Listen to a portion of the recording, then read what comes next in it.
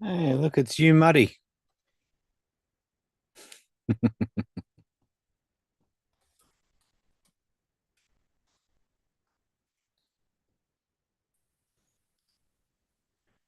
How are you, buddy? Doing great. Hope you are. Yeah, doing all right. Yeah. Just Mm, Justin coming in with some wacky things. Wonder if you could do us a presentation on trees today, here comes Justin. all caps, Jeff. Okay, sure. I could totally do it on trees. Let's do it. We have Justin, we have Muddy, and we have Jeff. I Jeff! know. Sage needs to update that somewhere because I do feel like I'm yelling at people. Oh, got, we got blue. It blew two weeks in a row. He's trying to get an attendance award, I think. Feeling okay? I mean, He's he's still muted. muted though. I was hoping to get a certificate, really, Yeah. not an attendance award. We could knock together a Obvio certificate. That would be fantastic. Thank you. Maybe we can even throw a Zoom user certificate in there for you. Right? Nice. Nice. Look, we've got people coming in. Hey, it's nice to have everyone here. We're giving. Oh, well, we are actually on time now. Cool. Well, we can see. Justin, I can ask you if there's any, and Blue, if there's any updates you want to talk about right at the start. Ovio? I don't think so. Is there anything Same else? here. Only Nope. only things that are under the hood that won't make any dramatic impact to people, but there has been some improvements, continued efficiencies that we're tweaking. There is that. Mm. You like that for vagueness? You are right. There are efficiencies under the hood that make Yeah. the things better. And you will So appreciate much them. better. So Everyone? much better that everyone will not notice it at all. At all. But it's so good. Nice. Very good. Okay, well, the way these calls work is is just whatever questions you might have. That could be entry level, seemingly entry level questions, or that could be very advanced questions. Whatever they are, we take them, and we can chat through them. So people have come along with some reason in mind. Maybe you have something. So we've got a couple there. I didn't actually see who got in first. I think it may have Jason got in there first. Jason, what have you got? Nice to see It was you. just a really, hey, nice to see you. Sorry, I've been kind of AWOL and it's really busy recently, so I kind of miss you guys. And sorry, Blue, I've not been on the Leap calls for ages. And no doubt all the furniture's changed by now, and you've got entirely new methods, and I'm out of date. Just a really quick one. We've even stopped doing virtual events, but welcome back.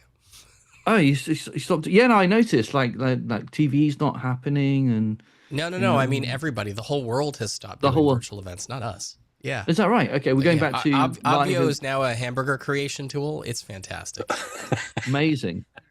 Yeah, we have Tesla robots that deliver hamburgers to anybody who orders it. It's really fantastic. It's like It's all not in the all UK. in It's person. it's only in the US though. Right. Yeah, only in Charleston. Blue and Barry have opened a hotel with a big ballroom, and they're running Amazing. events. We've decided Yeah. to go back to in person because we miss it so much. Yeah. Yeah, I bet you do. All right. Real quick What's your one. real question? We just noticed that transcripts aren't showing up on our recordings. I was just wondering, is that a thing, or did I miss an announcement, or what? It was a thing. it was a thing. So we added. You might have noticed that we added some Zoom settings. I Did you saw see that those? today. Yeah.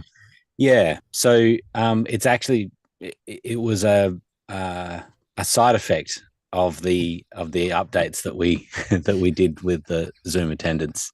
Right. And so there's another pill that you take for the side effects. The thing, so what it was Giveth is with that one hand and the other hand taketh away and all of that. that's right. No, it was a little cross wire with I'm trying to use lots of different analogies. It was a cross wire with the different transcripts. So one of the requests that we had was the people's ability to be able to turn on the transcript history within a meeting. Now, generally, we don't want that for our events, but some people do need it, where they can have transcript history. They turn on that panel, and then you can go back and you can see the history of the transcript during the event. Oh, I see. Right. Okay. Right. Yeah.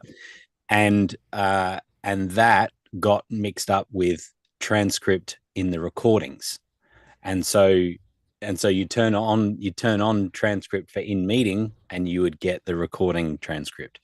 We've now fixed that, and so transcript recordings is now re-enabled again, and so in your recordings, as you have for years, we'll continue to get the transcript of the recordings. And so yeah, there was a little window there where they weren't turned on because it was waiting for the checkbox, which was incorrectly connected. So that's how that came along. But something that you might appreciate now is being able to enable local recording on any of the meetings. So cloud recording is always there, but you can carefully turn on local recording, and it means that you could then have a computer that was just sitting and just taking a local recording Right. of whatever's on the screen at the time. So that can be a handy sort of backup for recordings. Q&A is another one that you can enable the Q&A. Let me just have a look at the other ones that we've got there. There's a couple of other. The ability to turn interpretation on and off. It was on by default. You can turn it off if you want to. Same with sign language interpretation is there as well. But I'll just I think we're show button up. you. Oh, and reactions. The ability to turn off reactions. Yeah. So these were the same as before. Q&A was something that we now people were asking for. If you're running a single Zoom meeting, the Zoom room, and you want to have Q&A, the Zoom Q&A function, you can now enable that. And then there was the language interpretation, the sign language interpretation. Interesting thing, the sign language interpretation is actually really quite cool in that when it's enabled, you can move that you can move that around. I just got that playing back. I've got a video that just started.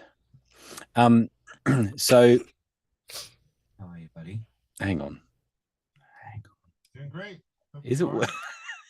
This is Inception. Hang on. Where is that? There it is. Okay. What do you say to me all the time? Don't tech your own show.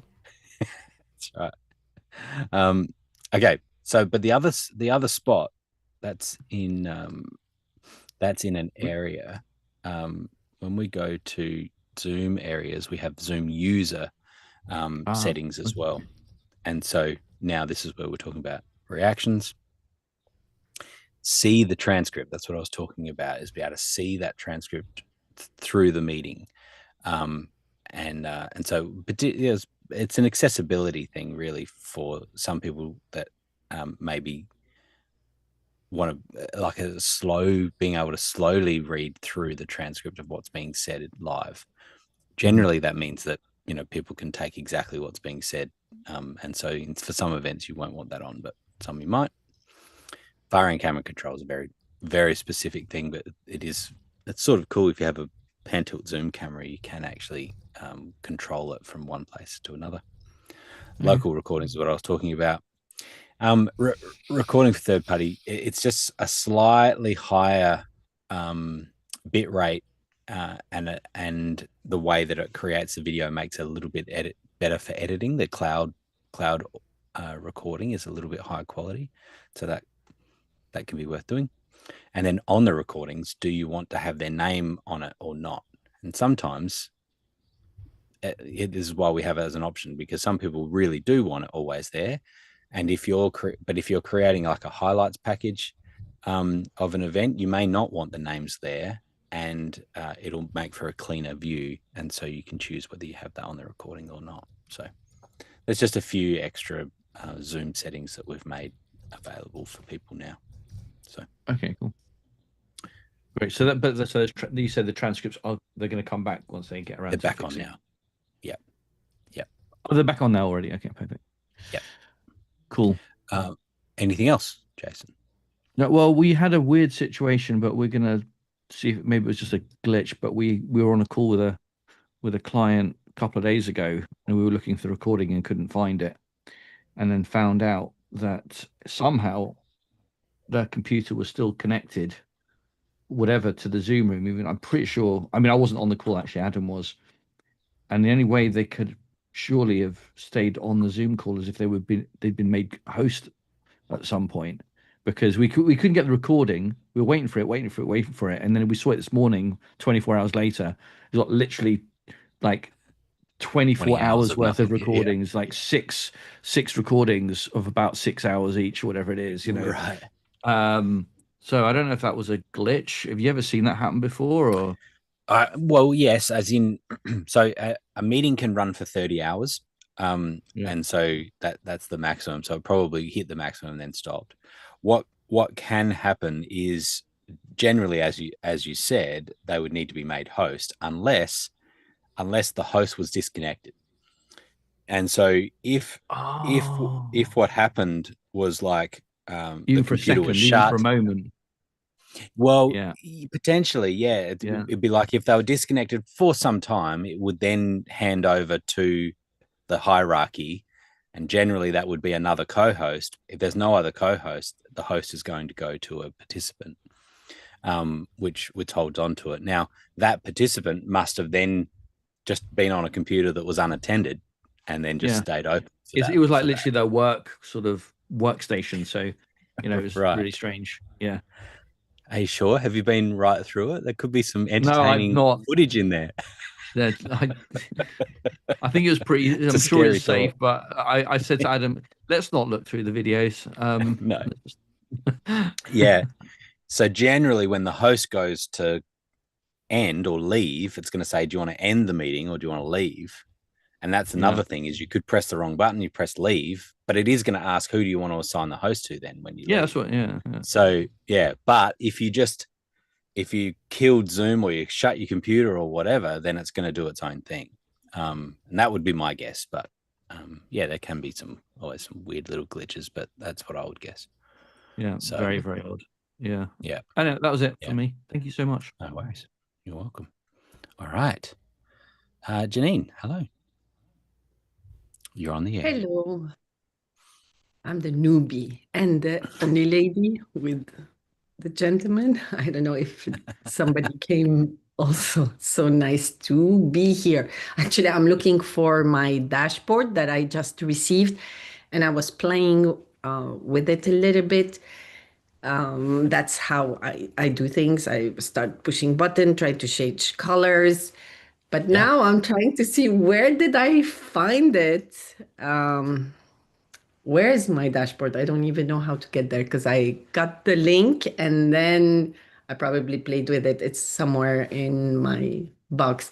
But about the transcription, by the way, Jason, I was in the transcribed. I was with Barry for a pre-brief, and it was so helpful. You know how she says her copy so easily. It was so easy just to grab what she was saying and then put it on my notes for the copy. That was so helpful. So yeah, if you go to if you go to, I just put a link in the chat, app.obv.io, which is the Mhm. login for users to be able to get the admin section. If you Yeah. click on that, that should take you probably straight to your organization. Oh, okay.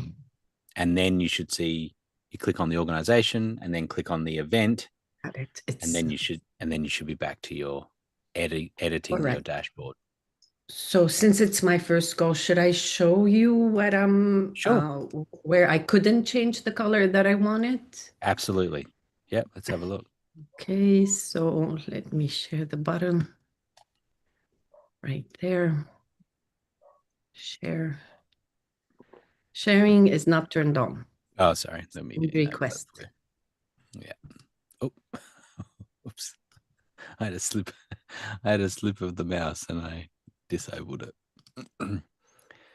The new Zoom layout makes it so easy to turn this on now. It's just a nice 14-step process. And by the way, so now how does it work with Here we go. the dashboard and Zoom? I mean, I will show you my my screen first. Yeah.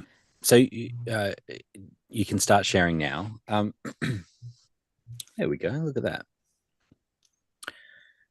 So the way the way that we have Obvio set up is that Zoom is included. The Zoom account is all included with Obvio. So you don't need your own Zoom account. It's all connected. And the way that we do it is that we have buttons that link to Zoom areas. And so if you see down on the left-hand side, second to the bottom is Zoom areas. If you click on that, we went ahead and created one Zoom area for you called main stage, right? It was kind of like, this is just the place where we're going to have the event. So what we have here when we're looking at this is where that one is down below that is one Zoom meeting. An area, Zoom area, can actually have multiple Zoom meetings within it, or Zoom rooms as we call them. We don't have to worry about that until we're kind of scaling into the hundreds and potentially thousands of people. That's how we manage large scale events, is that we can put 10 rooms in there, say, and we can have 10,000 people come to the event. For people that are starting out, we've just got that one meeting is started there. So what happens is, just while you're looking at this screen, when it comes to the event day, the first thing that you do is you open the room. See that little toggle there to the left? The left. There's so down and over there's in the middle, more to the middle of the screen, to the right of the screen, middle of the screen. Open rooms. That's right. And so that button that enables the meeting and enables the start. And when you click start, you don't need to do that right now. What that will do is it will launch Zoom and you will be the host. Okay. And so now it's ready. Now, the other key thing here, when we're looking at the area, is see there's a little toggle, another one just further up above offline text that says open area on the left. Just down right there, open area, just above. That's it. Yeah. So what that does is that allows people to join the meeting. So when you open the room and you click start, it'll launch Zoom.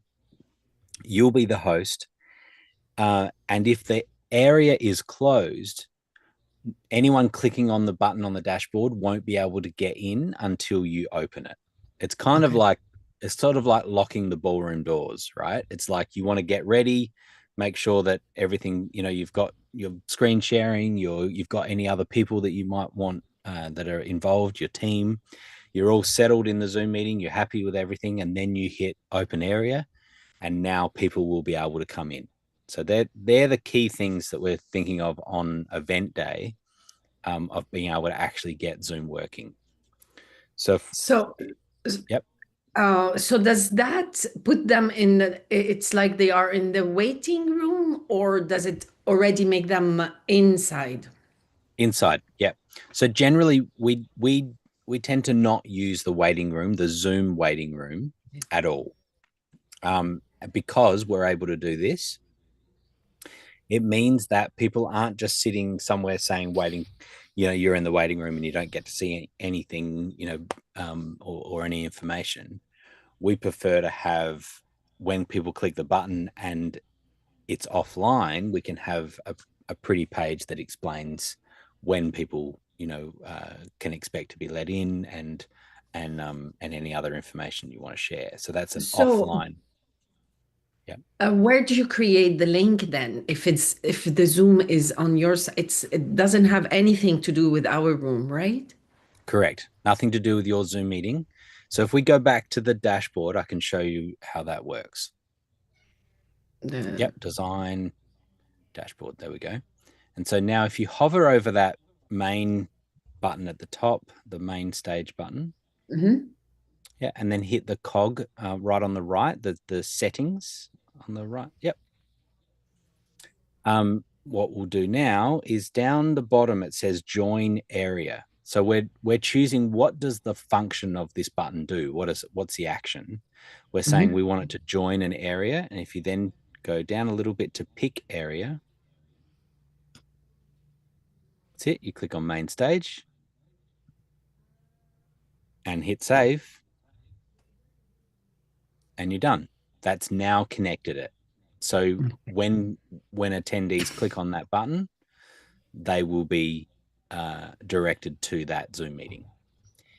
If the area is not open at the time, then they will get an offline message, and you can customize that offline message if you want to, or you don't have to. It can basically just say that the area is offline. So meet your host, and I'm all in. Meet your host. At the moment, if you click, that would be going to a speakers page, I think is what we did. Yeah. So see down the bottom, instead of it, sorry, you've gone, just click out of there for a moment. That's to do with gamification. Right down the bottom there now, instead of having the button join an area, it's going to a link, and that link is going to the speakers page. On the speakers page, you know, we can see, I think, Blue, did you mess around with the speakers page on this one? Yeah, I think I added Janine as a speaker on the speaker page. And so that's all that button was for, was another page with information about the speakers. So it doesn't have to have a video, right? No, correct. That's not really the right icon. You can see where that, you can choose the icon right at the top of the editor box. Down a little bit, sorry. Down there, right there. Up. Image. Video. Yeah, you can do an image, or you can choose so you can play with that. And then same with I'm all in, that may be going to your sign up page for your high ticket offer or whatever it is. So that's that. My question was about this area here. I wasn't able, well, now it is for some reason. How can I change the color of those buttons, or we cannot? Those buttons are just an admin button. So those ones right there. If you just for this moment, if you go to the top right there, it's got a preview button, just right up in the top right. This one? In the top corner. No, keep going up. Oh, going up. Going up, and we're going to put this into preview mode. So click on the toggle. Yep. There you go. Oh. So now you're seeing it more as the attendee will see it. Oh, they would see it. Okay. And so those other buttons that you're seeing are just admin for editing the dashboard. All right. What you're I seeing will. now is what an attendee would see, and so you can see that those buttons have gone because they're just admin buttons. And my next question, and it will be the last, is for Blue or Grant, I don't know. So when we do live webinars, you don't want us to do it on here, right?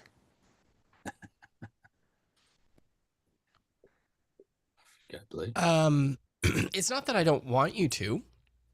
You're more than welcome to. We do our webinar on it. It's more that it may be easier for you when you're just getting started to have one less thing to worry about. Because for a webinar, we tend to think that the dashboard isn't very important. We really think what's most important is that we get people into the webinar, and that's it. So even when we do a webinar, we don't usually have a dashboard for the webinar. We just have something pretty simple with a button that says join Zoom. So if that's all we're doing with it, Barry and I use it for our webinar, but in part I do that because I feel like, we own Obvio. If we didn't use Obvio, would that make any sense? So yeah. Okay. That's basically it. I'll keep on playing with it and seeing what I can do for that. It's I still have some time for my event. So thank you so much. Yeah, you're welcome. And the thing with the dashboard is that the bare minimum I think that you need on a dashboard is that button to get into Zoom, right? Like that's what you need for people to be able to get there. But it is also handy to have like the daily agenda. See that, like, and we say agenda, but really the key thing is that we want the start times. We want to know what time it starts. And the nice thing about that little agenda is that it always will display in the local time for the people. So, and so no matter where they are, it'll say it in their time zone. And so that's a really good thing to have. And then of course, a little welcome or something, a welcome message makes this whole thing just a little more personal than waiting for host to start meeting, or like that you would normally get with a normal Zoom meeting. This is a nice little welcome because it is available before, during, and after your event, this space, which can be handy if people are clicking on a link and they've got their time totally wrong. They're going to come to a page that's going to explain it really well, that it starts in, whatever. You can put a little countdown on it as well. You can have that says it'll start in 2 hours, or that the event has already passed, you've totally missed it, and here's the details of the next one, or how to get in contact or whatever. So you can see how those details are actually really really helpful to have on a dashboard. Awesome. Thank you. Have a play around. And I'll let you know what happens next week then. Yeah, great. No worries. Yeah, we're here every week. Come back and ask questions. No problems at all.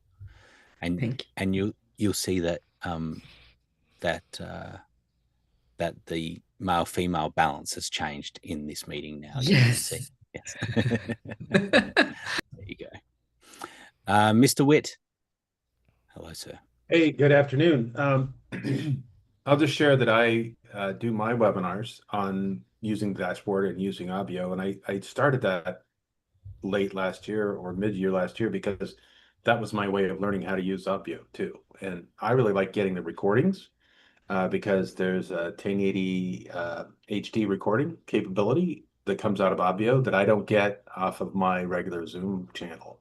And I do a lot of clipping and marketing with that material. So I think it's once I practiced it, it made the 3-day event that I did a couple weeks ago, much easier because I had an understanding of how it works.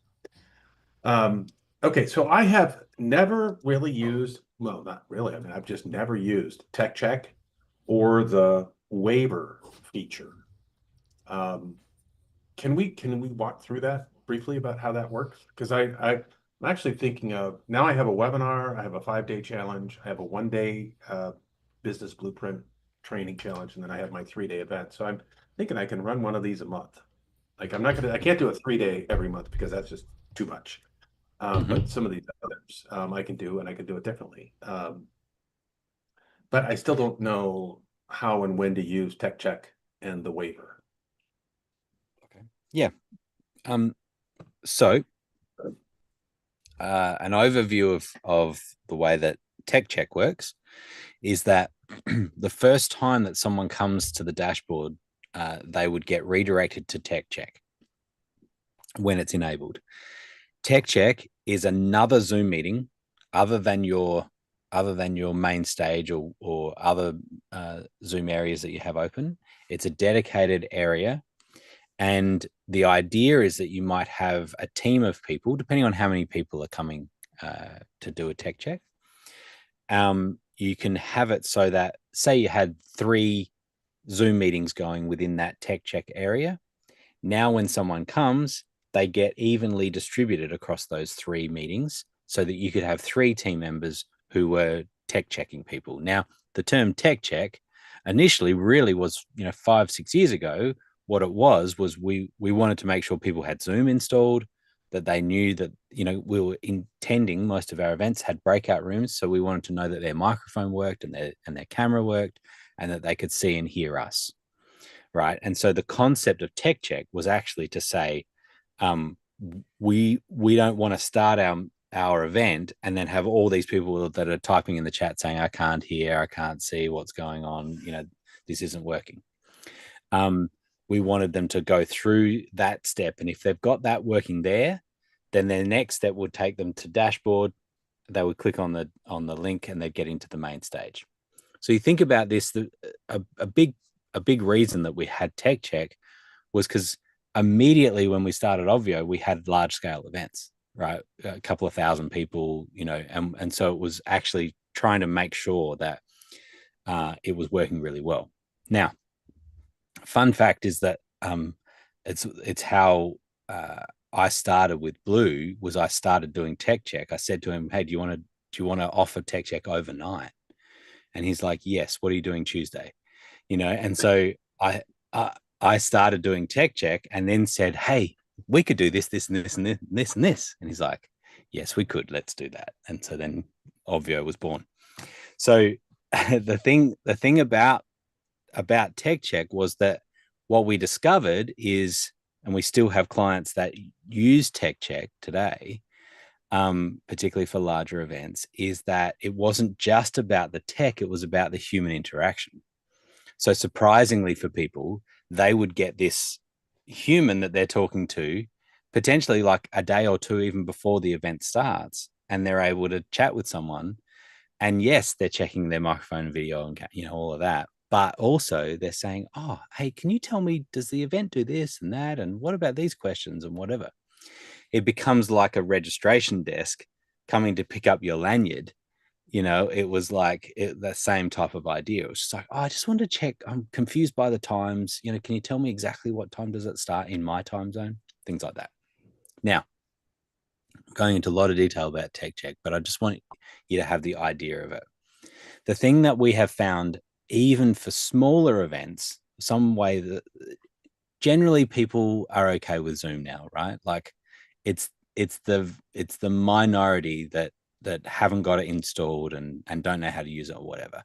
Like we're a long way down the road of people knowing how to join a Zoom. And so generally people are not using tech check as much as we used to.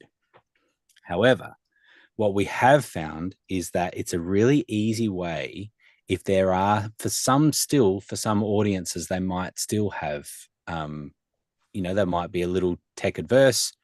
And the idea of being able to come the night before the event and just check that everything's working is really appealing. So here's an example of what I did on a smaller event. There's a couple of hundred people, and we just said between 5 p.m. and 8 p.m. on the night before, we're going to be available to make sure everything's all working. We turned on tech check. People came, we chatted with them, we made sure everything was all working and all nice, and then we were able to direct them to the dashboard. And so all of that was automatic. The nice thing with the tech check function is you can turn it off at any point, and people will just get redirected automatically to the dashboard. It will bypass tech check. So all of that to say that it works for a particular number of people, and depending on how many people come to your event, it could be easier that you just incorporate in your housekeeping on day one, the first session, you incorporate some of this where you got 20 people, 50 people, you could say, hey, we're just going to do a quick tech check, make sure everything's all working nicely. We're going to put you into breakout rooms of 3, 4, 5 people, and just go around the horn to see if everyone's okay, everyone's mics are working, everything's all happy. Have a quick hello, to the people that are around you, and then we'll come back in 5 minutes and see how we're doing. Right? Everyone comes back, and now you're like, okay, people have spoken to each other. They sort of know a little bit. They made sure cameras. If at that point someone's microphone's not working, it's not a showstopper, and people can help a little bit and make it work. They come back into the main session. You're like, how did that go? Oh, we had a couple of microphone problems. Okay, we might be able to help out, or can someone else help out, or whatever, right? And now, if you were going to do breakout rooms later, you can be much more confident that they're going to get straight into it, rather than trying to fix problems on their computer or whatever, right? So see how there's the general concept of tech check that doesn't have to be using the functionality of Obvio, which is more about the scalability of it. You think of there's times where we've had literally thousands of people coming in for tech check, or we might have 10 tech check rooms going, and so now they've got 5 or 6 people that are in each room. They're able to work it all through and spend time with that small group. That works great. The functionality of Obvio works great for those large scale events.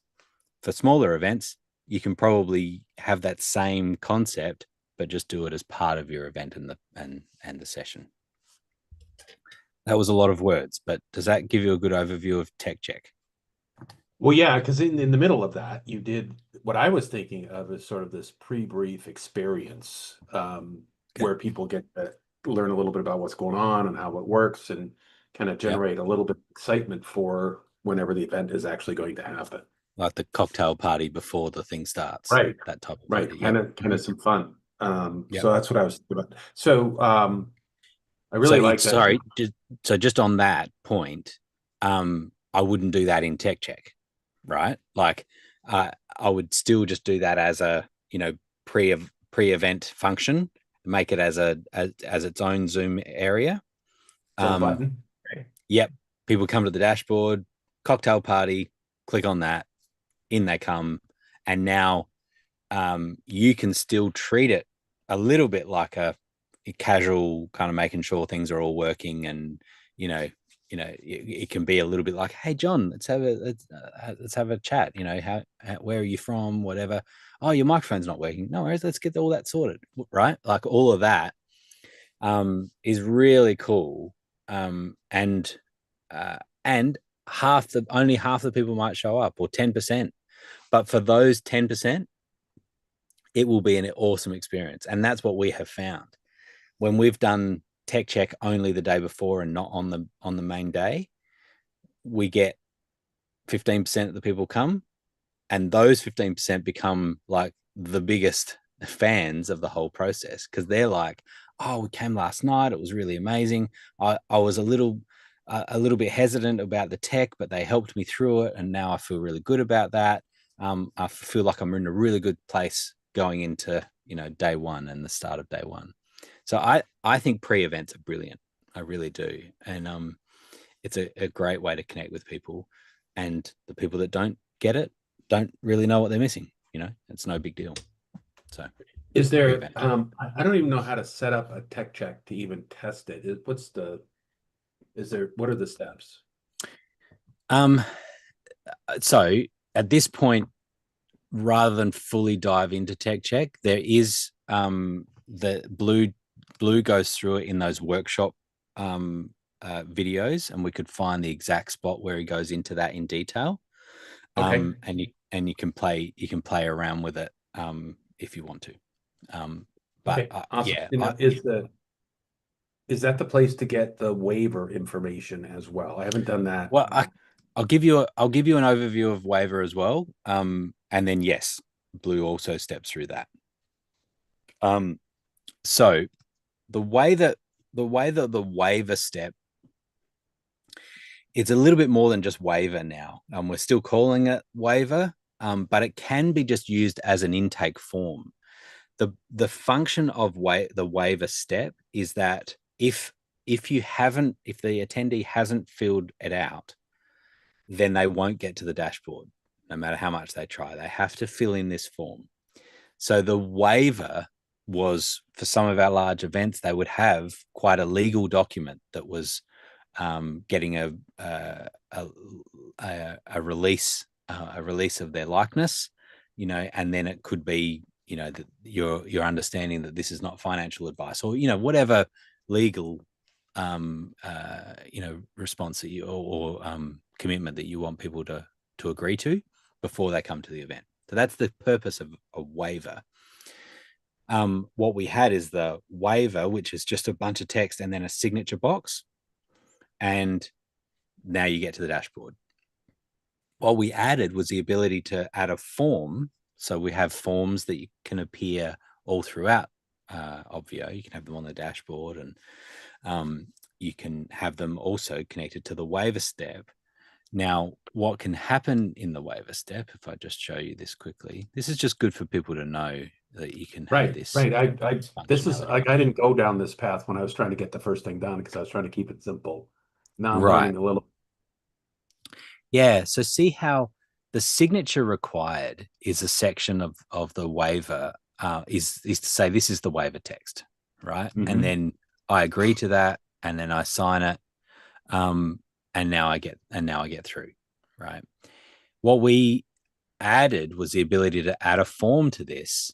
I don't have, I'm on a totally different event right here, but anyway, I don't have a form to show you, but hang on, let me swap to the event I'm in now, and then you'll be able to see a form. Well, that's helpful too, because I have not done any work with forms. I'm just learning to add a little bit more, Sure. to go along. Yep. Yeah. All right. Let me share this one. And for everyone else, we'll get on to some other questions in a moment. We won't take too long, but this is handy for people to understand. So what we added was the ability to add a form to the waiver step. And so we've got like, this is the form that is used to ask questions that we have on these calls. And so this is a form that has one question. And so you can have nothing else, and you can simply have a form that asks a question. And sometimes this can be very handy data collection for people. They can't bypass it. And so sometimes you might be asking, what's your organization size? Or what's your income bracket? What's your age bracket? That type of thing, just demographic data that is then stored, and you're able to access that in the attendee data. And so that can be quite handy. There might be a specific thing that you want to know about your audience. And so you want them to answer that question, and you may or may not have a waiver.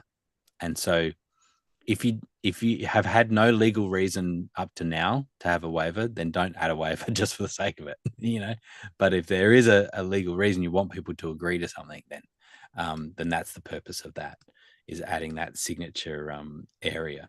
So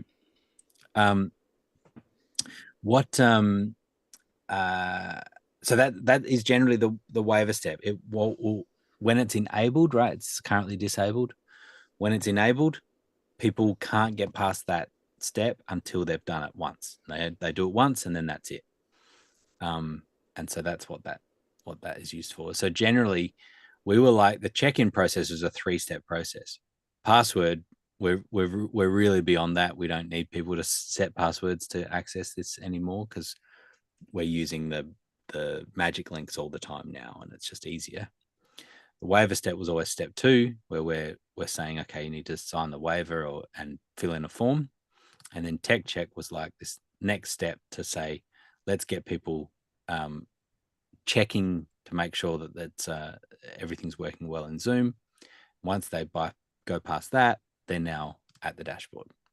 And so that's the concept of the check-in process. And now all of that, if we actually have a look at this, you can ask your question, John, while I'm just pulling this up. How do we do forms? I didn't know those were really available. Yep. So looking at these, now I know these are long-winded, but remember that because it's on membership.io, then you can search, right, for something that you're particularly interested in. I think it is that one. And you'll find exactly where Blue was talking about the tech check process. Sometimes it's just good to know. Hey, thank goodness he has pants on. So I'm excited about today's call actually because should be showing me this whole transcript. Why am I not seeing that? And we're gonna roll with this call today. We're gonna be focused on the check-in process. There you go. So he's talking totally about the whole check-in process. That was password. There you go. And then you've got waiver, and then here's the tech check. So it's call number 8, John, is the one that you'll be most interested in. Okay. Thank you. And he'll step right through it. But yeah, I wanted to give just a bit of an overview and then point to how you can find some more. Yeah, no, I appreciate that. More information. Same place for forms? Like, I don't know how to yes. do it. Forms. Call 6. But generally forms. Wow. There's a younger looking Grant right here.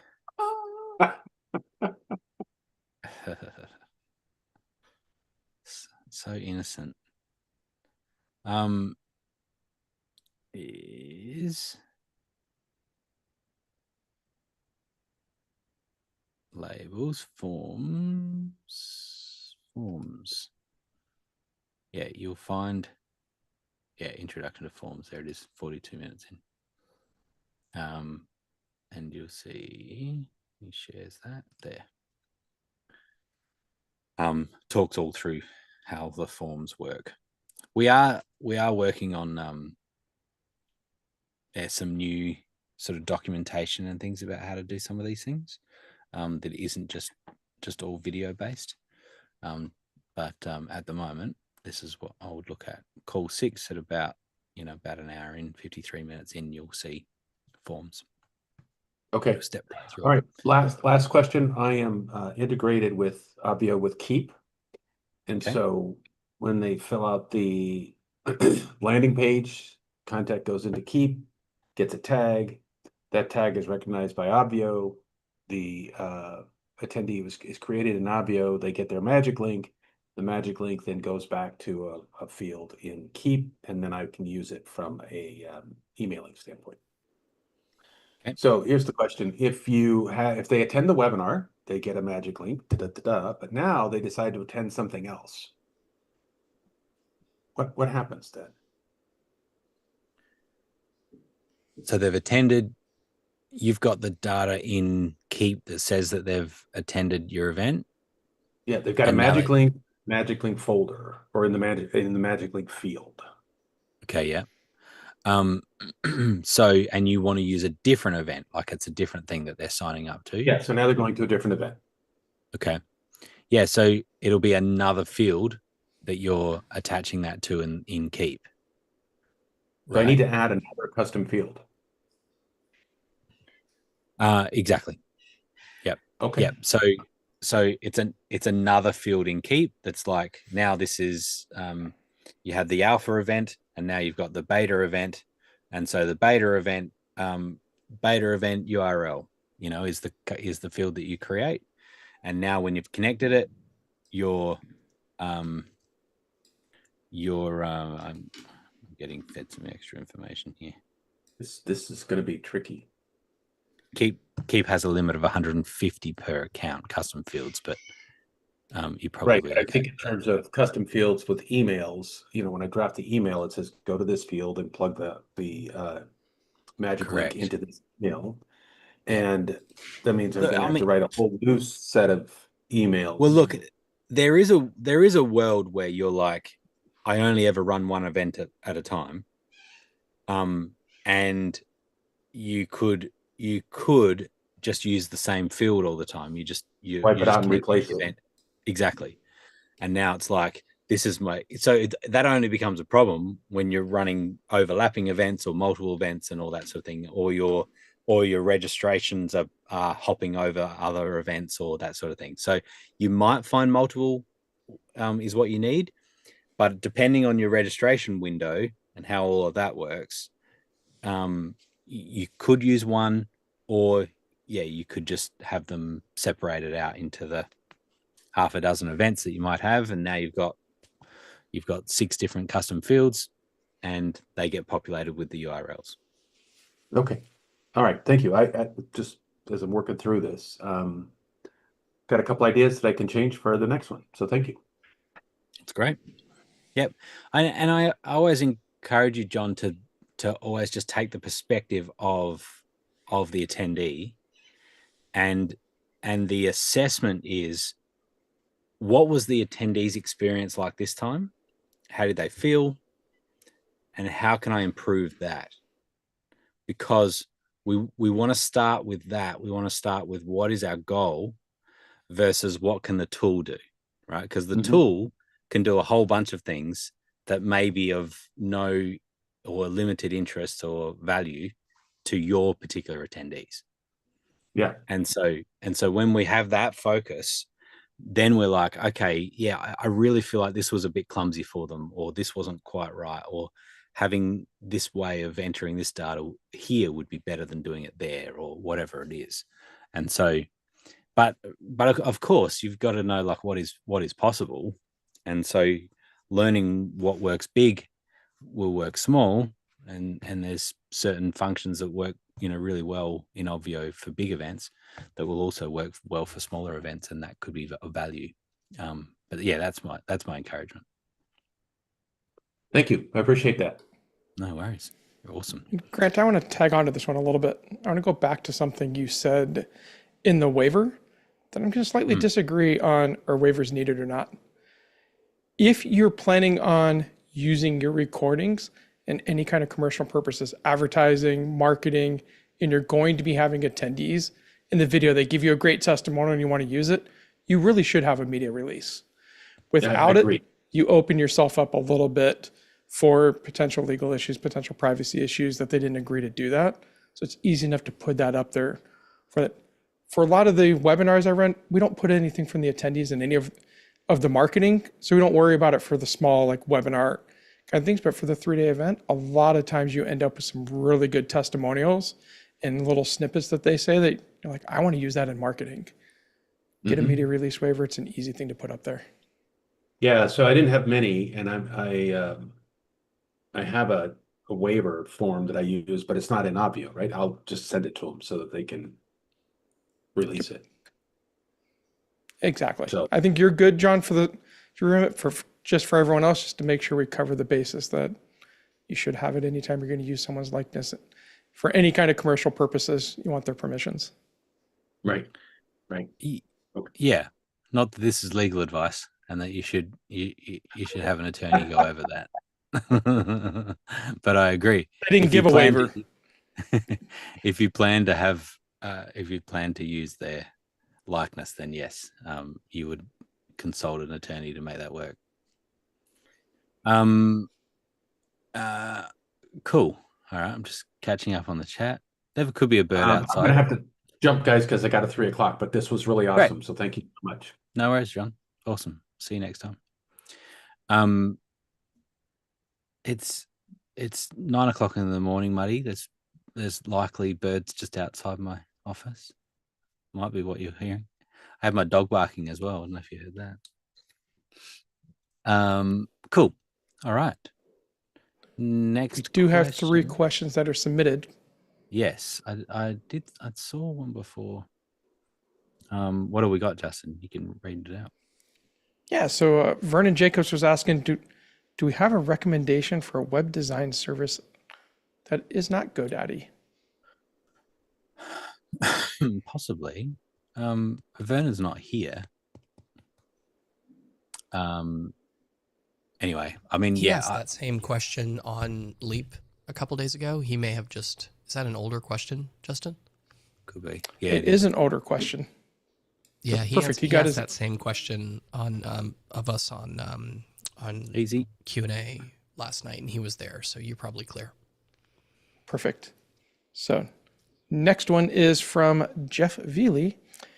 He missed the announcement about some kind of calendar integration thingamabobber new feature, sure, which is our widgets thing. So is that something, Blue, that you want to do a quick little demo of? Or wait until it's fully done and ready? Yeah, let's do that. I'm happy to explain it, although I'm guessing you can probably do that as well. Yeah, so I can give a quick explanation, and we are still working on it, but the intent is to be able to drop a little bit of code onto your thank you page for your signups that then will allow people to go straight into the dashboard, so that you skip a bit of that delay of waiting for one of the service integrations or Zapier to get your attendee in and then having to email them back. Just right on the thank you page, they can get a link that then will either add it to their calendar, and that link will let them get into the dashboard if they're not already a user. Or an attendee in the dashboard, it will automatically create them so they can get straight in their dashboard. We'll have a button, we'll have a redirect. We've got a calendar integration. I know Blue's got other ideas that the team's working on as well. So, Jeff, I'm interested. Helpful. Yeah, I'm interested in your use of Marketplace, of Obvio Marketplace, and if one day there wasn't an Obvio Marketplace, what would you be missing? So mainly we use it as sign up for webinars. I've also used it as a sales page. So if what I'm ultimately selling is a fulfillment program that's going to be event-based, in other words, if I'm selling them into, let's say, a series of 10 workshops, I may, at event number 1, direct them to an Obvio Marketplace page, purchase page, and then they purchase, which signs them up for the program, but then also takes them to the dashboard of the next thing, right? Like, it's just removing friction and steps was my thinking. So I used that at least once recently, and I was like, oh, this is so much simpler. Like, normally there would be things in between, but ultimately I have them in Obvio in Zoom, and I'm trying to get them in Obvio in Zoom, but obviously not 100% of the crowd will purchase. It's never that good of a day. So how can I utilize the tool for that? That's kind of how I'm using Marketplace, either webinar signups or that sort of a scenario. And so with this widget feature that you could have, what's your CRM of choice? What do you use? We use Zoho. Okay. And so if you are able to, put a piece of code on there that they've just purchased, and essentially it's a thank you that then redirects them to the dashboard, would does that achieve the same type of thing you're talking about, where they've just purchased something and now they've gone to whichever dashboard you want them to go to? Yeah, I think for me, we have WordPress, we have Kajabi, Zoho has their own way to create landing pages. We have a lot of options out there. For me, the reason I've chosen Obvio is because I'm sort of keeping everything under one roof, and then that can talk back to the CRM. Like if I'm training folks on a platform, or they're working in a platform for events, like it's nice for them to be able to stay in that platform and not have to bounce back and forth. And so I do like, I like having a way to do that, and Marketplace has been nice for that. Do I hear there's a chance that Marketplace is going away? Like, am I reading that between the lines or no? Cannot confirm nor deny that accusation. No, but I think that we really encourage people to have a CRM, right from the start, and for sure. and to have something that they're able to do recurring payments, to be able to, something that is designed to do that. And so by integrating better into that, we might find that Marketplace is not as much needed. And I think that the potential is that the sign up page could have more functionality on it, like collect a bit more data on the sign up page for a free event, make that a bit fancier and, be able to control that a bit more. And now you've got a cool place to send people to sign up and take them straight into the dashboard, particularly for last minute signups for free events. And then for paid events, using the widget feature, you're getting a similar type of thing. You've taken their money, you've got it all in your CRM or however you want to do it, through WordPress or whatever. You're doing all of that, and then you're sending them off to dashboard. You're getting that same sort of experience. And to me, it makes more sense on the train of what the workflow is, to have the CRM do what it does best, which is signing people up and keeping all that data and all the payment information, all of that ongoing. And then we stick to our lane of the event delivery, is kind of what I've been thinking about. But I thought of you immediately because I know you've used a Marketplace quite a bit. And so, yeah. Yeah, and to be candid, our CRM tracks, of course, someone's name, their organization, their email, their behaviors that they're taking with us.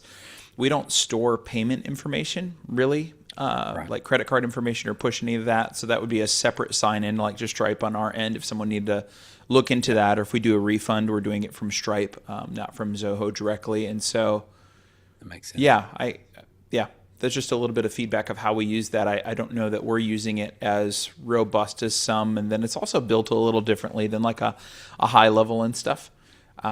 They've got different apps. So Zoho is a little bit more segmented, which I have a love and hate relationship with, depending on how I'm using it.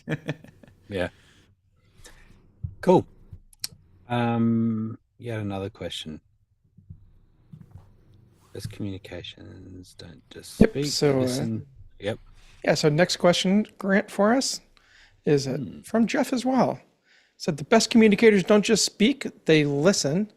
Can we discuss ways to listen to our audience virtually beyond chat? Yes. Sorry, Jeff. We didn't touch on the calendar integration as much. And the point of that also was that at that thank you, what we want to do is get their magic link into their calendar. I love ultimately, that.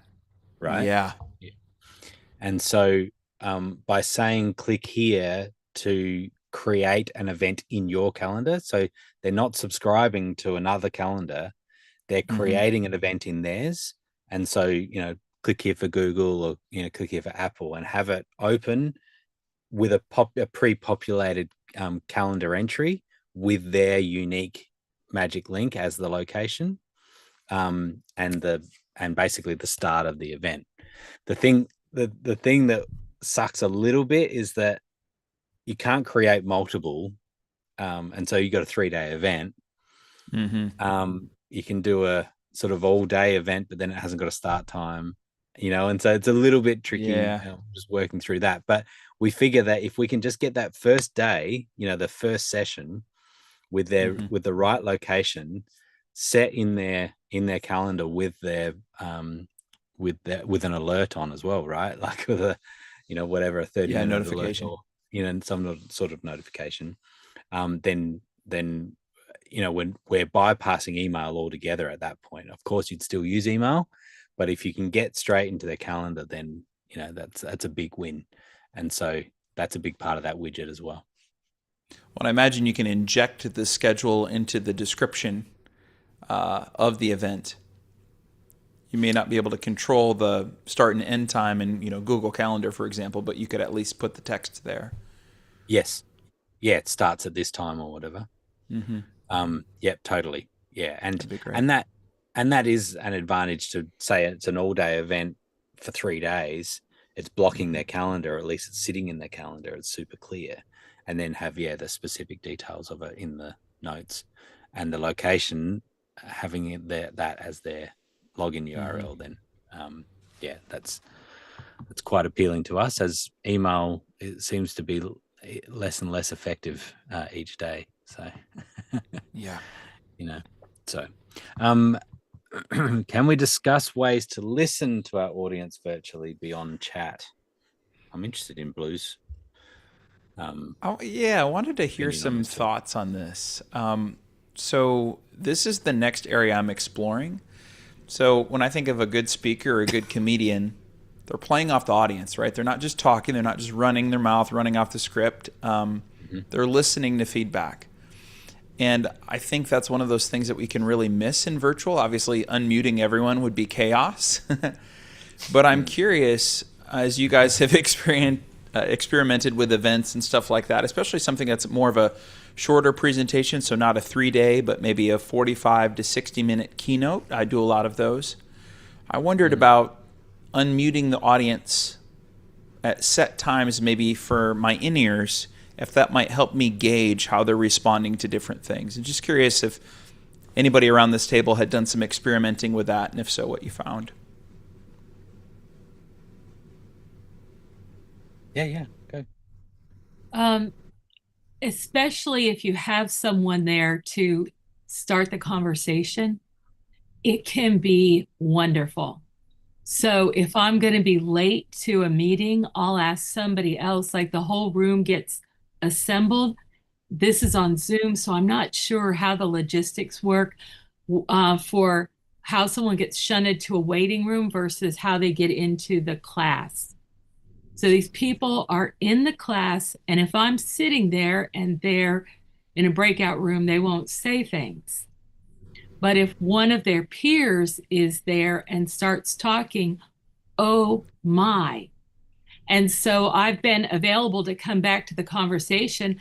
And sometimes I just let them go on for a while because it is so helpful for them. They like really bond and they get stuff done. And I learn what they really think. So I think it's great. And I love the breakout rooms that we did in 30-30-30 today. Like we're all, in my group at least, we're really getting into it. So I think you're even taking this to a level I wasn't thinking of. I was thinking more reactions like laughter, applause, and you're saying how do we structure conversations, which I think breakouts is a great way to do that. Yeah.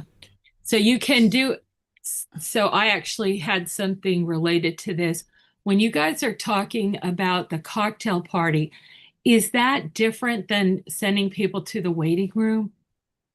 Can you have people go instead of to a waiting room to a cocktail party where they could all be talking and creating anticipation for the event? Yeah, absolutely not waiting room at all, but a Zoom meeting of its own. And then whether you used breakout rooms, that's absolutely something that could be done pre-event. And now we can't record any of that, right? No. So there's no way to. No, and I think that's done by design as well, to not have breakout rooms recorded. So let me touch on that quickly, and that is that something we've done with great effect is post-event breakout rooms, and so sometimes I call it parking lot talk. If there's if your event finishes, and then what happens in person is people would often sort of gather in groups, all the mega introverts will disappear, maybe 5 minutes before the event finishes, to avoid any of that. But for other people, they'd be happy to just sit around and chat with people. That can happen in the ballroom. And then what happens is the lobby chat. It's like then there's another few groups that are still meeting in the lobby and they're chatting. And then there's the parking lot talk, right? You get out to the parking lot and you still see a few people gathering around and chatting. And so I think about often in Zoom events, what happens is we tend to just, okay, thanks everyone, end, and you just kick everyone out. It's the same impact of just literally pushing people out of the ballroom. It's like get out, don't talk. I think that's a really astute analogy because what happens behaviorally is people want to bask in the afterglow. And that 100%. is something that you really touched on when you talked about the onboarding, the fact that the person gets to reach out. I remember the first time I came to one of these events, the guy that did the tech support, I was so enthusiastic. I was telling them how I had seen Barry and Blue at Jeff Walker's event in 2019. I think I may have bored the guy, but it's like, why did I feel like I had to say that to the guy? But I felt better that I had. I felt like, oh, wow, now I'm all excited, blah, blah, blah. So Totally. I think that's a really good idea. Yeah, and look, it's very easy to do. At the end of an event, you can make a bunch of breakout rooms, and people can just gather in them, and you can make it that people can move breakout rooms, right? And so one kind of fizzles out, and so then they jump into another one, and you can also make them topic based. And so you can ask people, hey, we've got these different topics. You want to talk about cars, and you want to talk about food, or how it relates to your event. And now people can choose. They can choose which breakout room they go into. And we've done that with great effect. 30 people talking about a particular topic. And it's one of the unique things about an online event than in person is the ability for 30 people to talk as if it's 4 or 5 people talking. Yeah. You're not going to gather 30 people after an event in a ballroom and have them easily discuss a topic. But you can do that in a breakout room. And that can work really well. And then, it's very easy to manage. There's nothing really to do. You just got someone making sure the meeting's still going. Anyway, my point is that you could quite easily do a similar thing on a pre-event as well, and so now you're just like, you've come to this event because you're interested in apples and oranges. And so here we've got a couple of breakout rooms with talking about apples and oranges, and we've got a general discussion room as well.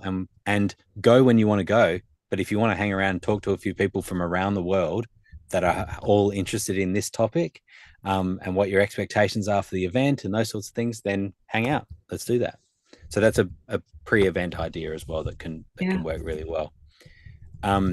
So I want to get back to Jeff. I think you saying that's not chat. One thing that we immediately think about is polling, and generally I think the polling is too slow, right? Like it's too slow. You want that instant feedback. If it doesn't, because you've got emojis on the backdrop, you've got different reactions in Zoom. There's different things you can do to get almost immediate feedback, but the auditory, like if we look at senses, we got a lot going on with sight. And even as a host, you're trying to maintain so much, with your eyes that it'd be nice to give feedback to the ears. I think that's the piece that's really missing. Yeah. So I think that we're still just limited on that. Blue, you can talk about the audio stuff. I just want to finish on the polling thing. And that was what I have seen work very well is polling in chat. Meaning put a 1 in the chat if you're feeling this, put a 2 in the chat if you're feeling this. And that's instant. Right. And I like that because sometimes people will say, how are you feeling about this? Oh, Jeff is saying that he's feeling happy about this. Way too slow, right? Mm-hmm. Like when you say 1, 2, 3, tell me how does this hit you? 1, 2, 3, one being you strongly agree, that type of thing. And then you're just like, wow, that's a lot of threes. All right, that's like instant feedback. That's like, this is where the audience is at. I've seen that work really well. There's an event that was all about moving people through a training process, and it was like 200 people. Put a 1 in the chat if you're doing great. You feel like you're totally up to date. You're great. Put a 3 in the chat if you feel like you're really lagging behind. Put a 5 in the chat if you're really, really struggling. Okay, we got 5 people. Let's follow up with these people that have said 5s. I know that's different to what you're asking about with the equivalent of what happens in room with people, but I think there's something that's even better it's on a different level, right? Where you're not getting that sort of feedback, that finite feedback from people's reactions, their emotions or their facial reactions or whatever, but you are getting a potentially a more cognitive response where you're able to say, tell me what you think about this. How does that hit you? How does that apply to you? Put a 1 in the chat. And people are familiar with the chat. It's not another thing they've got to learn. Okay, and bang, bang, bang, and you just see it roll. But but Blue talk about audio too, and there is just a limitation of Zoom at the moment with how many people how many audio streams will actually come through Zoom. It's generally about 3, so it doesn't sound right. Yeah, I also think that I agree. I don't think unmuting all participants at any time, Jeff, is never a good experience. What you wind up here, it doesn't matter how many people you have in the room, you wind up hearing like 3, maybe 4 at once, just because of how Zoom fights for control to make one person more audible than the other. But I will say this: I think one of the biggest mistakes that people tend to make is, as speakers, not getting good enough at reading the Zoom gallery. I feel like at this point in my life, having spoken on virtual stages now for like 6 years, I can get more out of gallery views than I can get out of audio, right? Like I can see when people are falling asleep. I can see when somebody is, reading something else. I can tell that stuff from looking at a gallery, where I can't tell that stuff if I'm standing on a big stage in front of a few hundred people. Like I just can't see that quite as well. I mean, maybe I can see the guy in the front row who's checking his text messages, right? But the guy 7 rows back on the right-hand side who fell asleep a couple minutes ago, him I haven't noticed, right? So I think generally speaking, everything that Grant said, yes, I think chat is 1,000 times better than audio ever was.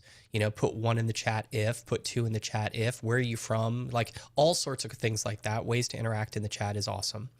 And I think just with practice, getting really good at reading the room, right? Like I can see that Kevin is agreeing with me right now by the fact that he's nodding his head. I don't have to hear him say, yes, Blue, fucking preach, man. Oh, sorry, Grant, clean show, my bad, right? Like I don't need to hear that. I can just see him doing this, right? And I can see it clearly where, if I'm in a big room and I see him doing that, I'm not 1,000% positive if he's agreeing with me or Nancy next to him who's whispering, "What do you think of his blue shirt? That's a little weird, right?" And Kevin's going, "Yeah, that's a little weird. I'm not 100% sure," right? So, like I feel like from Zoom we get so much better and so much like first off, I feel like I get to know people better. That's number 1. And number 2, I feel like I know where they are better, right? In-person events, and we've talked about this 1,000 times, this is nothing new. But when everybody goes to an in-person, when most people go to in-person events, we put on our best self, right? We just tend to, right? I'll shower that morning, as an example, hypothetically speaking. And I feel like I get to know people that I hang out with in Zoom on a much more personal way. And you just have to, it's just a different way to get to that point. Blue hasn't showered for 6 years. That's what he I really haven't. loves And I don't wear pants anymore either. So I think one of the challenges for me when I'm doing student assemblies is it's technically a hybrid event, right? So you've got 20 students in a classroom, and because it's 20 students in a classroom, I'm watching them through the teacher's webcam, and so those in the back of the class, like I can't not see a them. virtual event, right? Totally. I hear you. I'm about to do the same thing. I'm about to speak in a mastermind that's Really? in person, but it's like 25 people, and I'm going to be looking through a laptop, and I'm not going to be able to see them. They may as well not be there. Mm-hmm. So that's a different story, though, right? I mean, in a case like that, sure, now you can unmute the speak. Like, if that's the case, now you can actually unmute, right? Because I'm thinking of doing a partial unmute. Yeah, I mean, totally. You can leave it unmuted the entire time. Like, you don't even need to not unmute. Right. Because, my thought was to have a Stream Deck pedal that would mute it, just in case it becomes a distraction. I can step on that on stage as I walk about. You could. No one will know. For sure. But I mean, if you're talking to a classroom and you're virtual and they're remote, I mean, it's almost as though you'd rather just let it be unmuted. Because honestly, if all of a sudden you hear a bunch of people talking, they're not paying attention. You might as well know that. You need to know. Right. Is it only one class at a time, or is it multiple classes, right? No, it's multiple. So it's often about 10 different rooms on average, I would say. Zoom ISO thing? 10 to 15. Can you solve this with Zoom ISO and feed multiple Dante channels into a mix? I would. Sure.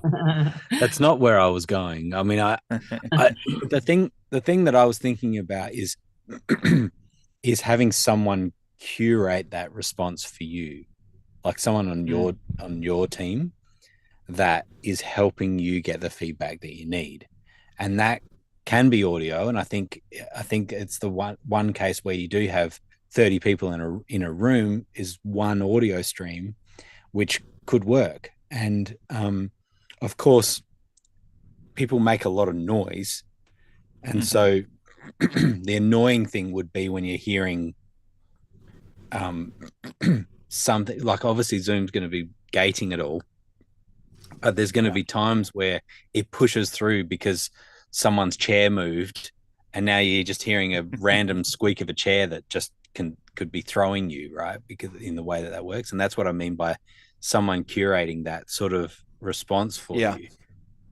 Similarly with the gallery view, right? That it's like, here's people that you can see, and literally removing or Zoom tiles or whatever, where you can turn off people that all you can see is their ceiling fan.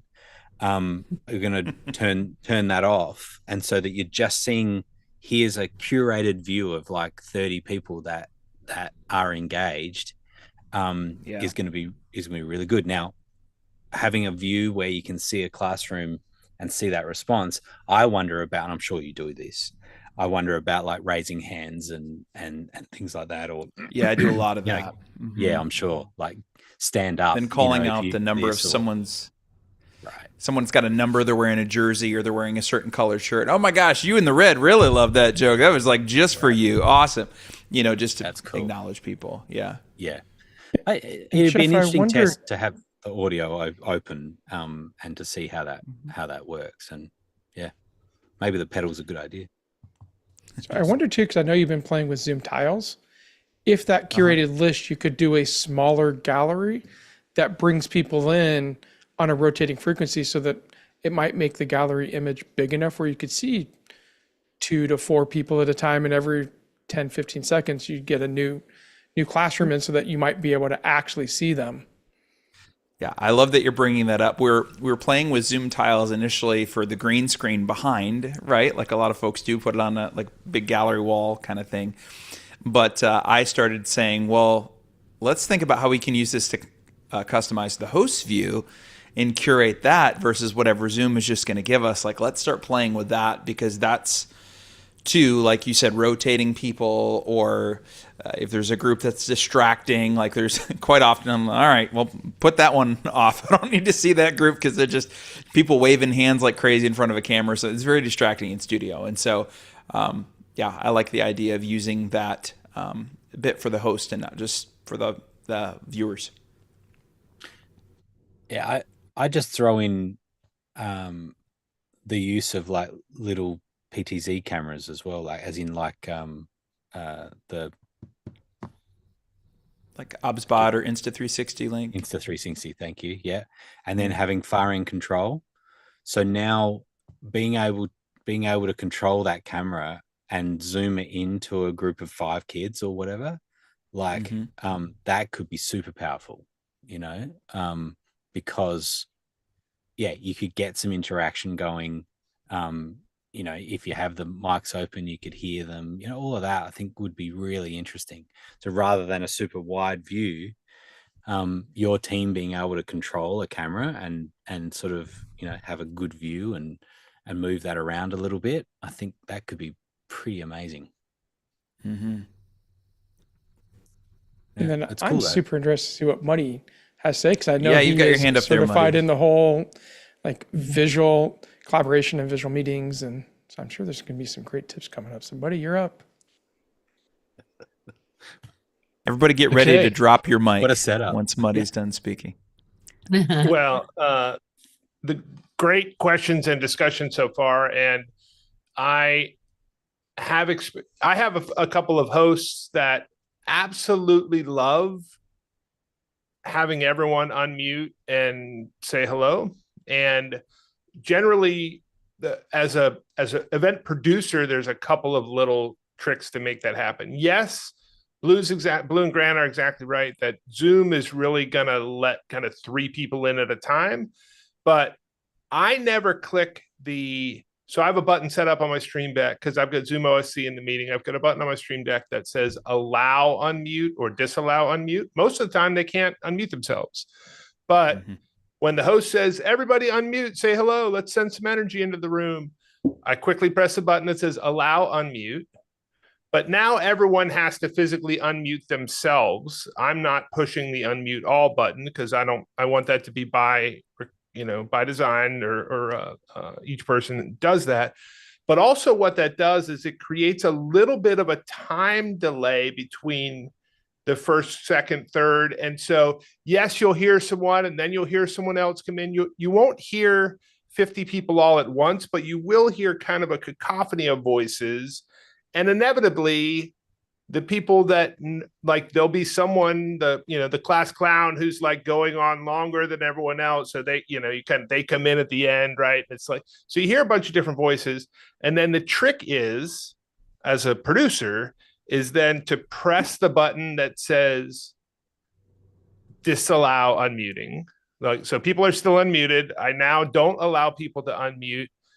There is a button that will mute all, but the problem is it also mutes the host. Well, in this case, they're the co-host. The host of the meeting is the co-host because I'm the host, as I'm the Zoom host as the event producer.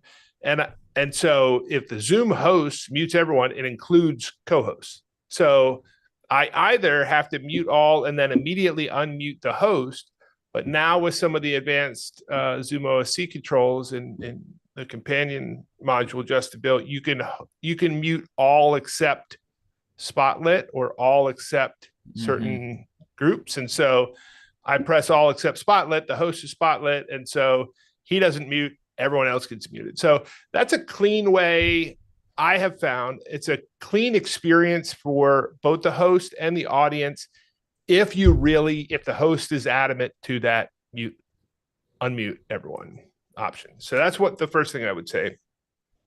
The second thing I would say is we've been talking about the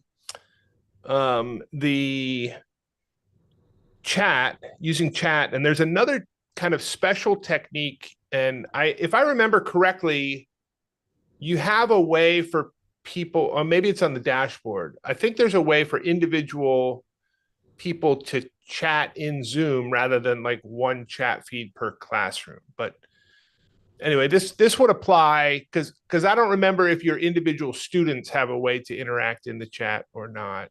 I think they do. It goes through a private channel. Justin actually worked on that for me. I said, I need the teachers to message me anytime and be able to talk to each other, but I don't want the students to be able to do that. So they have a private channel that comes in, and then my team curates the best questions. And moderate that. Yeah.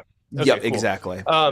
So, but this would apply to everyone as well. There's a fun technique that we call a chat waterfall. So if you ask some people to put something in the chat, and this is like, hey, let us know where you're connecting from, not like one or a two. When you're asking people to put one or a two, that can all happen really fast. When you're asking people to like answer a question, and I'm using this example of let us know where you're from, but if you would say like, what's one insight you've had on this? I want you to put it in the chat, but don't hit enter. Don't hit enter. Go ahead and put it in the chat. Everyone get ready. Put it in the chat, but don't hit enter. You're talking them through this. You're giving people, everyone essentially a chance, or at least most people, enough time to get that in. And then you say, all right, on a count of three, we're all going to hit enter.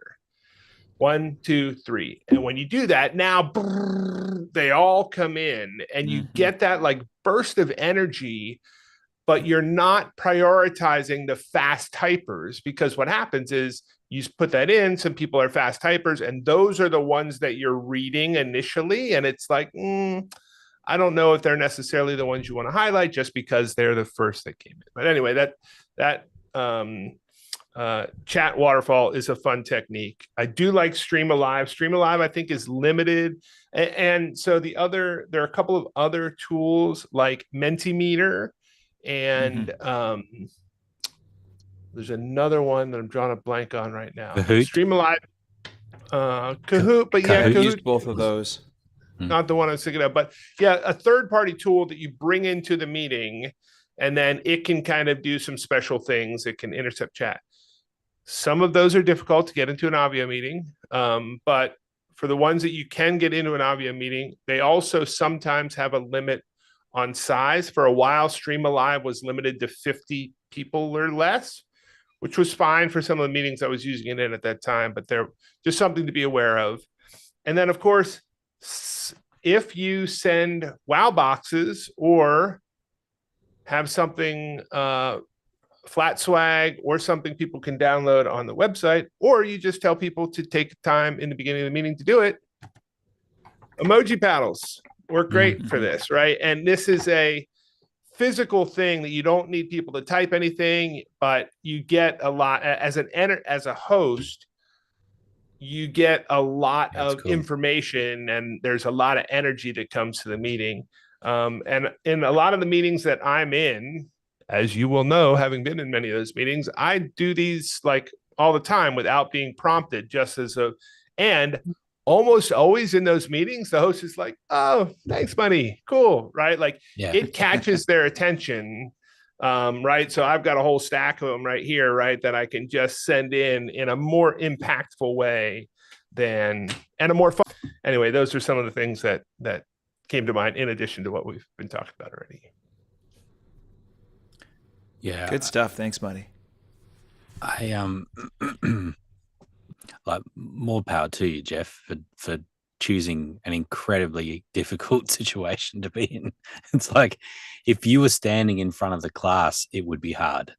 If you were standing in front of the, essentially assembly of a whole school, it's hard. And now you do that remotely.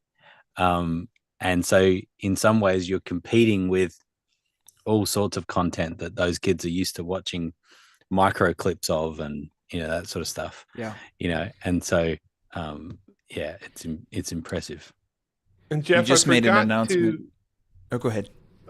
I forgot to mention, as you were talking about Zoom tiles as a way to impact the speaker's view. That's the way I have been using Zoom tiles most effectively recently, is being able to curate what the host is seeing in front of them, so that, and I have, I've hired my youngest daughter to be the tiles operator, and she's just scanning the audience, and like, if they're not engaged, or like, that's looking up at the ceiling fan, like Grant said, they're just not on the tile. They're just not on the gallery view that the host sees. So what the host is looking at is the most engaged people, right? And so like it totally energizes the host, because the people they're looking at are smiling and giving them feedback, and every 10 seconds. The last one I did, because she was looking at it in her prompter, I knew it was a relatively small, the regular prompter, relatively small view.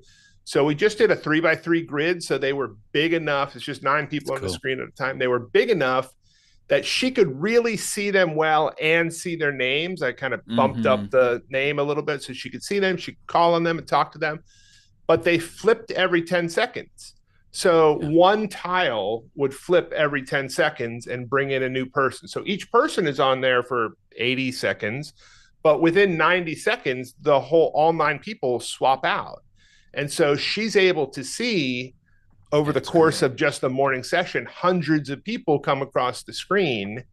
And it's funny because they'll flip over and she'll be like, Mark, Julie, great to see you. Like, like she totally is able to react to them and see them. And we know what she's seeing are the most engaged people. So it was a huge win for her because she's not, sometimes whatever you get as the default gallery view, the first 25 tiles, or, in regular Zoom gallery view, they don't really change either, unless you're asking people to raise hand and moving around or switching gallery view pages.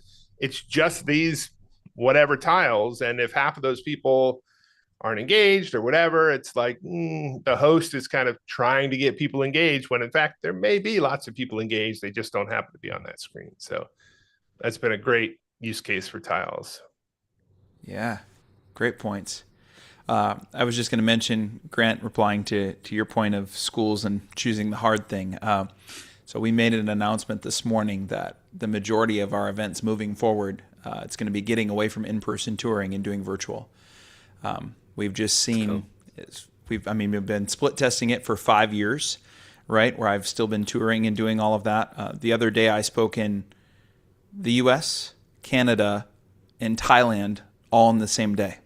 Nice. And from where I was coming from and where I needed to go, we would have said no to all of those clients because logistically there was no way to get to a single one of them in person. And if we want to impact more people, we've got to move there. And then also travel costs just went up again. Every airline in 2026 said they're raising again. So it's just like I see for us working with schools, or this goes to anybody on the call who has a mission, right? Or your folks are working with small budget dollars. We're working in education, which there's money in education, but you want to use it wisely, right? Like I look at the amount our clients are spending on travel versus the amount that could go to more materials that'll actually help kids with their mental health. And I'm like, this is just not being a good steward of these dollars. And so I can let you make that choice all day by yourself, or I can show you a better way and sort of nudge you in that direction. And so I'm nudging. That's so cool, Jeff. Honestly, it's really, really cool. And I think, fighting for the attention aspect, clearly you're finding a path that's working and constantly reviewing that and making it where it is capturing their attention and stuff is incredible. So to be able to do that and to be able to impact way more and to keep costs down and all of that stuff is awesome. So yeah, well done. So Thanks. Cool. Yeah. Thank you all for your insights. Then Jeff, one more thing I think you potentially could do for some engagement stuff with all the tech that you have available, you could pull in like some ISO feeds and do like 2 up, 3 up, 4 up kind of things and like call out people and like welcome them in and like kind of get the like call them up, have them wave at the audience. It feels like you could get some engagement with that, and you have plenty of tech that you could probably easily program all the buttons to do all those different views for you. Yeah, I do. I do some of that in the opening of the presentation because it's right away they're like, "Oh, I wasn't expecting this," and right away it tells them you're not watching a live stream. This is going to be interactive, and so I do a lot of that in my initial welcome.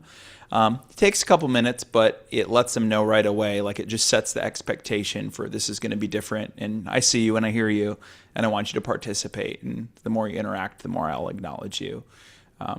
Except for the class clowns, you got to acknowledge them a little less. But anything I think we can do like that to just, I think of it as a pattern interrupt, right?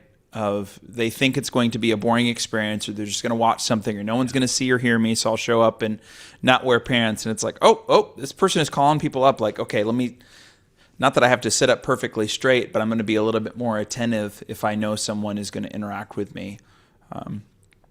Yeah, just setting that up beforehand. Like you said, some of those views and stuff. I want to do more of that, though.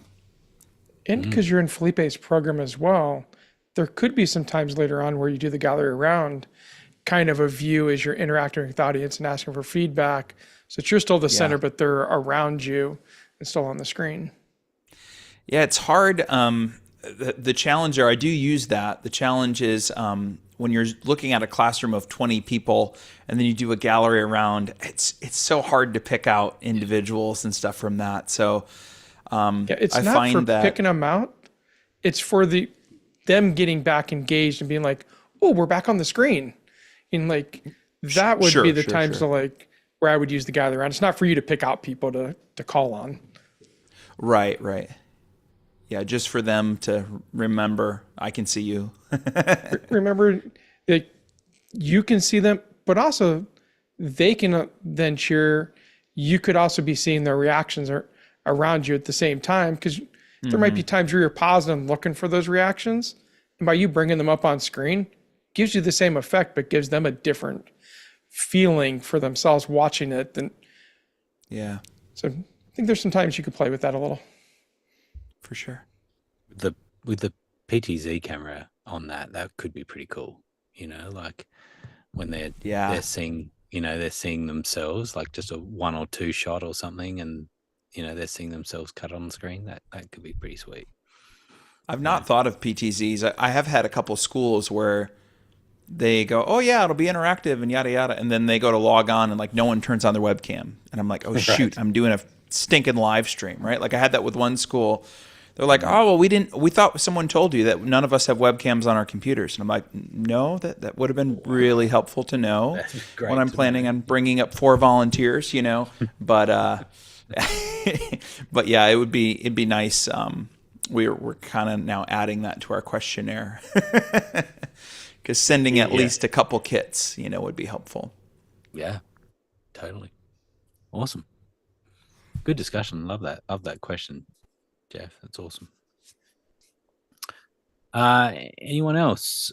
Graham, you asking about the breakout? I think you got the answer there in the chat. There is no recording in breakouts. You can do a local recording, but yeah.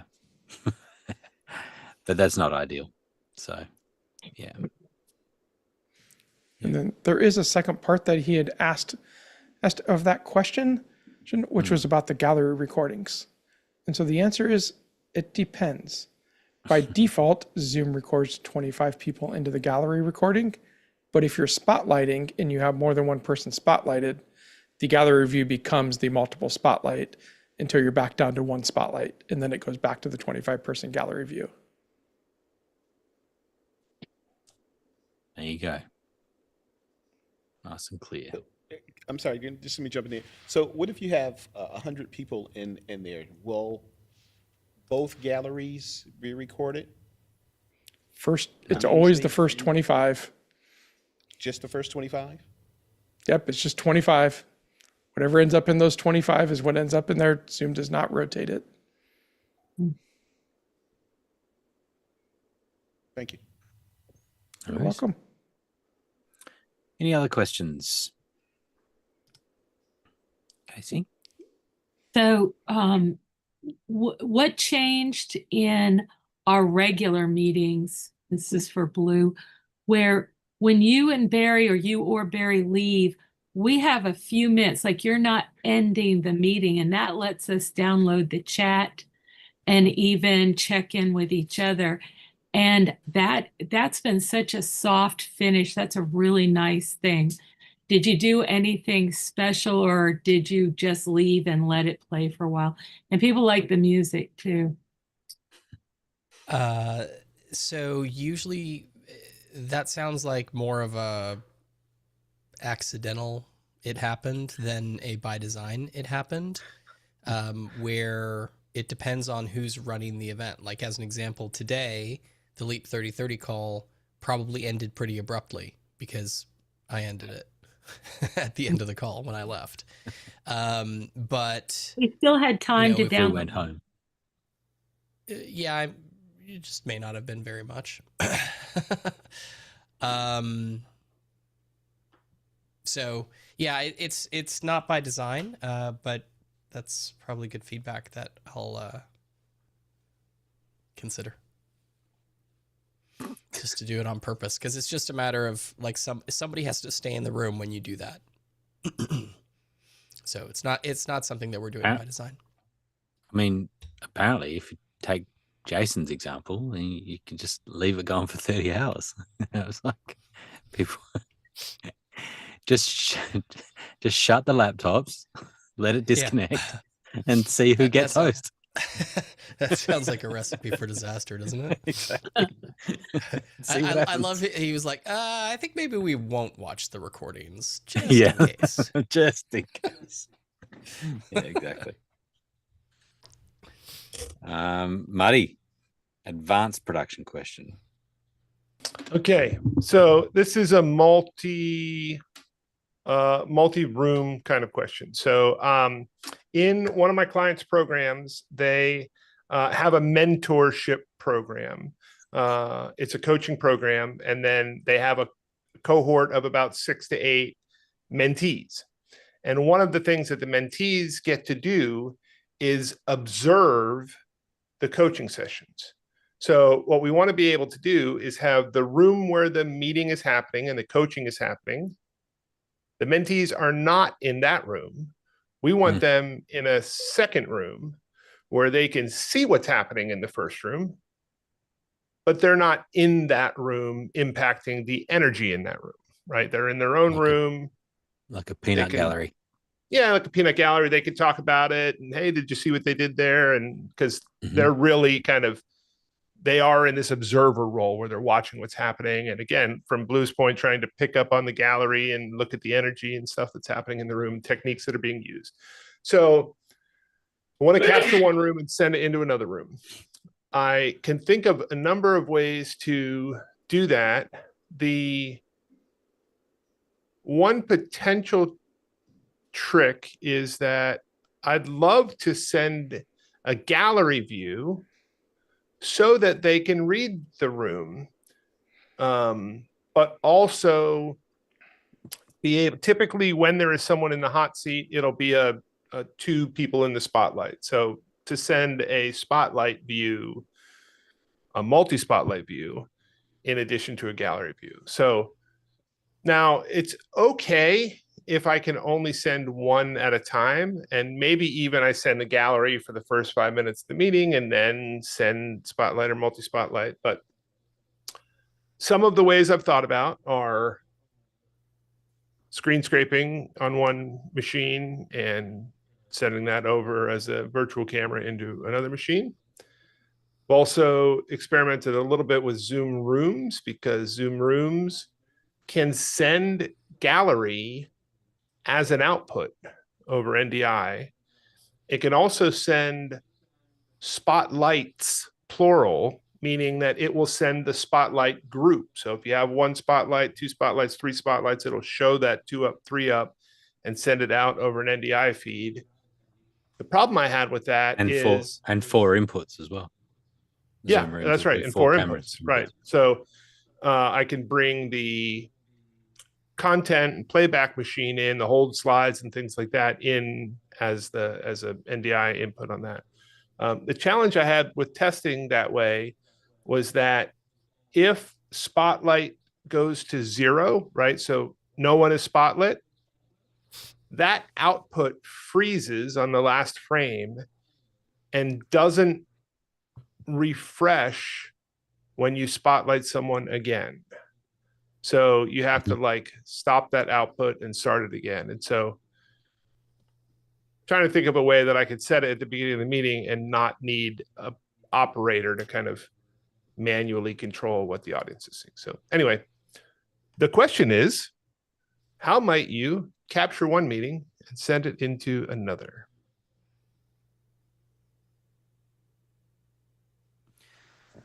How is that different to a speaker stage? Like, as in, we do this all the time with a speaker stage and send that into, distribution into multiple Zoom meetings.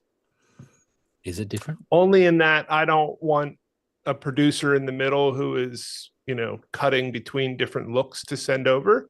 Right. And we're rarely sending a gallery view or a group of spotlights that updates automatically. But other than that, I mean, generally speaking, it is similar to a speaker stage. Yeah. Yeah. I mean, I think that when you said about screen scraping, I think like a Zoom room, you could scrape the whole, just whatever's on that screen.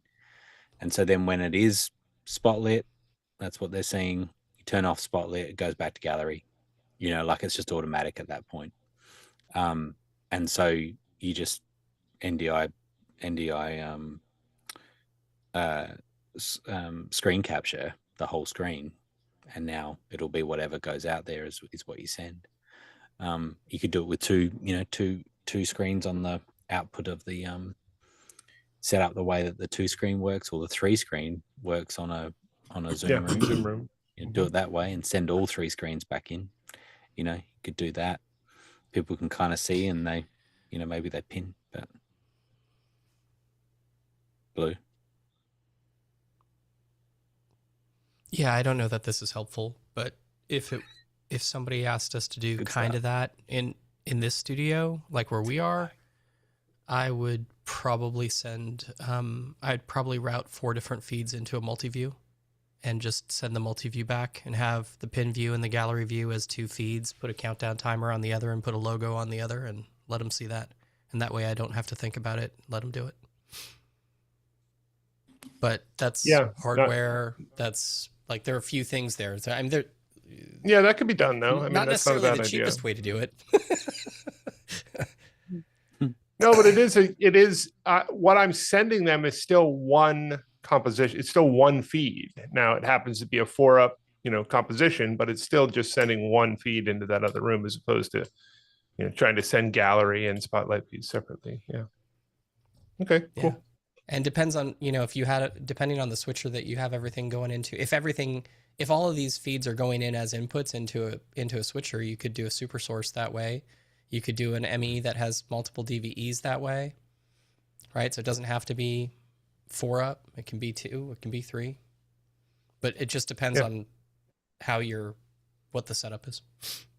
Yeah, good idea. Jeff? I had a similar thing, Muddy, and I actually used OBS and then tied the scene to a companion button. So when we would switch what we were doing for the viewers, it would switch the display internally as well. So that way we knew what we were seeing it didn't require an extra operator, but it was also a source of truth. Like whatever's going out program is also what we're seeing here, but what we were seeing wasn't exactly programmed because it was still had some customization for the host. So that's a cheap or free, perhaps, way to do it. The button just cut between different scenes that you had set up for those. Yep, either scenes or turning sources on and off, just filtering that. And I know you know how to do both of that in your sleep, both of those options in your sleep. So, yeah. Cool. Thank you. Yeah, I think I was thinking about a similar thing where you could stack functions on the button so that when you do spotlight someone, it changes to that scene. When you unspotlight, you're then cutting back to another scene. Like you could make it all that it's sort of automated on the existing functions that you're doing, but to his credit, Justin gave me some amazing examples of how he does a similar kind of thing through OBS, where when you spotlight 2 people, OBS knows, okay, now I need to cut to a 2-up. If I spotlight 3 people, cut to a 3-up, and so that would be a great option as well. Thanks, y'all. Yeah. You just you have to always with this stuff, you got to think about what's the backup if something stops working, and what do you cut to at the backup. You can have the nonchalant Blue approach, which is like, this is what you get the whole time, and you can live with it. He didn't want like a producer in the middle. That's right. So I mean, I guess you guys are talking about having software that acts as the producer, but yeah. You Right. get Yeah, what you and- get, and you don't throw a fit.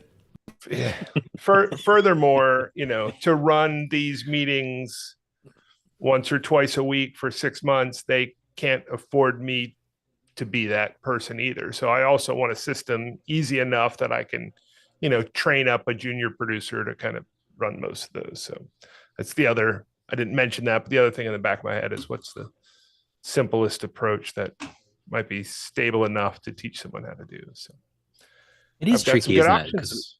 we always have that kind of scope creep as well, where it's like we have no more budget, but we want to do all these other features, and so and Wait, so that happens? yeah, and so then it's like, okay, well, yes, we can do this and this, and now you're spreading yourself thin as well, right? And at some point, you have to say, yeah, it's just going to cost more. We need to have another person to be able to handle that well.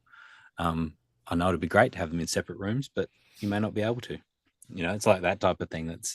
I think is wise sometimes, because you increase your risk, and at some point you can have a train wreck. Or something. Yeah, going good wrong point. and- Just let them all in the main room and tell them to keep their camera Yeah. off, right? That would Exactly, solve the yeah. problem with Exactly. zero people. Honestly, They Zero can live see stream everyone. live stream it to a private YouTube channel and just let them chat. Like, Yeah, I thought about that too. Yep. Yeah, or somehow bring that live feed in as an RTMP feed, in, which is actually something I discovered that I didn't know, is that a Zoom room will allow you to have an RTMP feed as a incoming feed, like as a camera feed, which won't that I webinars was also wondering. do that? It's annoying. Oh, maybe. Yeah, they do. They do. Yeah. Oh, maybe that's where I saw it actually. Yeah. It's not into a meeting because they don't think it makes any sense. Of course it does. To Although us. we have Yeah, asked for yeah. that. We have asked for that. We just have been, that has fallen on deaf ears. Is that the expression? That's right. Yeah. They're like, Pretty why much. would you want that? Well, because You have webinars no suck. idea. That's why. Yeah. All right. I think we've done it. No other burning questions? No. Okay. Thanks, everyone. I'm just going to leave this meeting running for 30 hours and see what happens. See what happens. We'll watch the recording. Leave it live streaming too. Don't just literally just let it all keep going. Just all go. Yep. All right. Thanks, everyone. Bye-bye.